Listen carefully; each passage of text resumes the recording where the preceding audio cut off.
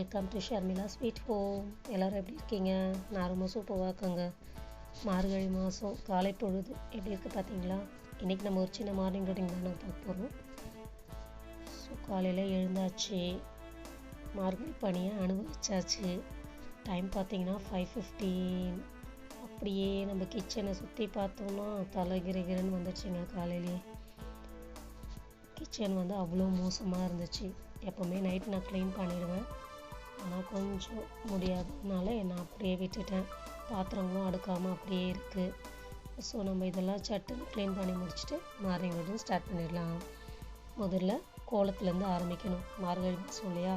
So வாசல் தெளித்து கோலம் போடுறது நம்ம பண்பாடு இல்லையா? ஸோ அதனால் அங்கேருந்து ஸ்டார்ட் பண்ணி கிச்சனையும் சட்டுன்னு க்ளீன் பண்ணிட்டாங்க. இப்போ நான் சமையலை ஸ்டார்ட் பண்ண போகிறேன்.